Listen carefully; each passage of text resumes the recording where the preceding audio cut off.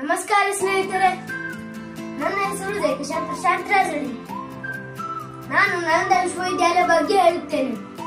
ಈ ವಿಡಿಯೋ ನಿಮ್ಗೆ ಚೆನ್ನಾಗಿ ಅನಿಸಿದ್ರೆ ಲೈಕ್ ಮಾಡಿ, ಸಬ್ಸ್ಕ್ರೈಬ್ ಮಾಡಿ. ಬಾಯ್. ನಾನು ಇಂದು ಹೇಳುತ್ತಿರುವ ವಿಷಯ ಸುಮಾರು 15,000 ವರ್ಷಗಳ ಹಿಂದೆ ತುಂಬಾ ವಿಜೃಂಭಣೆಯಿಂದ ರಾರಾಜಿಸುತ್ತಿದ್ದ ವಿಶ್ವದಲ್ಲಿ ಪ್ರಾಚೀನ ವಿಶ್ವವಿದ್ಯಾಲಯ ನಳಂದ ವಿಶ್ವವಿದ್ಯಾಲಯ. ನಳಂದ ವಿಶ್ವವಿದ್ಯಾಲಯವು ಈಗಿನ ಬಿಹಾರದ ಪಟ್ನಾ ಜಿಲ್ಲೆ ಇತ್ತು. ನಳಂದ ವಿಶ್ವವಿದ್ಯಾಲಯವನ್ನು ಕ್ರಿಸ್ತಶಕ 427 ಸ್ಥಾಪಿಸಿದರು.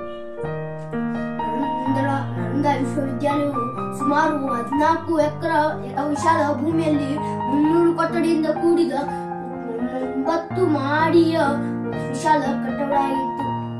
ಸುಮಾರು 770 ವರ್ಷಗಳ ಅತ್ಯದ್ಭುತವಾಗಿ ಸಾಗಿತ್ತು ನಳಂದ ವೈಭವ. ಒಂದು ಕಾಲಘಟ್ಟದಲ್ಲಿ ಸುಮಾರು 2,000 ಜನ ಶಿಕ್ಷಕರಿಂದ 10,000 ವಿದ್ಯಾರ್ಥಿಗಳು ಅಲ್ಲಿ ಶಿಕ್ಷಣವನ್ನು ಪಡೆಯುತ್ತಿದ್ದರು.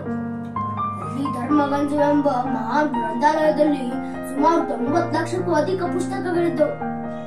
ಗಣಿತ, ವಿಜ್ಞಾನ, ಖಗೋಳಶಾಸ್ತ್ರ, ಜ್ಯೋತಿಷ್ಯಶಾಸ್ತ್ರ, ಆಯುರ್ವೇದ, ವೇದಗಳು, ಉಪನಿಷತ್ತುಗಳು ಹೀಗೆ 64 ವಿಷಯಗಳಿಗೆ ಸಂಬಂಧಪಟ್ಟ ಜ್ಞಾನ ಬಂಡವಾಳವಾಗಿತ್ತು ನಳಂದ ವಿಶ್ವವಿದ್ಯಾಲಯ.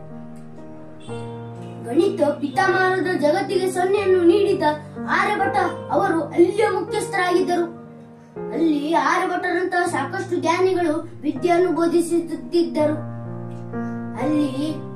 ಅಲ್ಲಿ ದೇಶ ವಿದೇಶಗಳಿಂದ ವಿದ್ಯಾರ್ಥಿಗಳು ವಿದ್ಯಾರ್ಜನೆ ಬರುತ್ತಿದ್ದರು. ಅಲ್ಲಿ ಸಂಸ್ಕೃತ ಮತ್ತು ಪಾಣಿ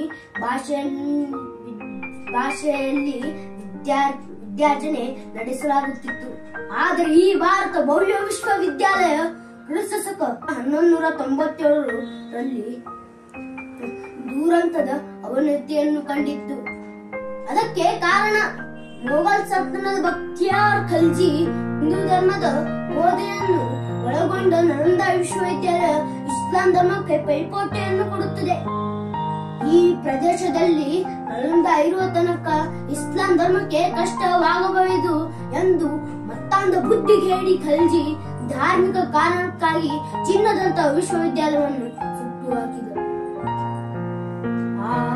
ಆ ಬೆಂಕಿ 3 ತಿಂಗಳ ಕಾಲ ಉರಿಯುತ್ತಿತ್ತು. ಆದರೆ ಇನ್ನು ಚಿಂತಿಸಬೇಕಿಲ್ಲ. ನಳಂದ ವಿಶ್ವವಿದ್ಯಾಲಯ ಮತ್ತೆ ಪುನರುತ್ಥಾನಗೊಂಡಿದೆ. 2006ರಲ್ಲಿ ಅಂದಿನ ರಾಷ್ಟ್ರಪತಿ APJ ಅಬ್ದುಲ್ ಕಲಾಂ ಮತ್ತು ಪ್ರಧಾನಮಂತ್ರಿ ಮನಮೋಹನ್ ಸಿಂಗ್ ಹೊಸ ನಳಂದ ವಿಶ್ವವಿದ್ಯಾಲಯವನ್ನು ಸ್ಥಾಪಿಸಲು ಆರಂಭಿಸಿದರು. ಹೊಸ ನಳಂದ ಹಳೆಯ ನಳಂದ ವಿಶ್ವವಿದ್ಯಾಲಯದಂತೆ ಪ್ರಪಂಚದ ಮುಖ್ಯ ಜ್ಞಾನ ಕೇಂದ್ರವಾಗಬೇಕು ಎಂದು ನಾವೆಲ್ಲರೂ ಹಾರೈಸೋಣ. ಇಲ್ಲಿವರೆಗೆ ನನ್ನ ಭಾಷಣವನ್ನು ಆಲೈಸಿದ ತಮಗೆಲ್ಲರಿಗೂ ಧನ್ಯವಾದಗಳು. ಬಾಯ್.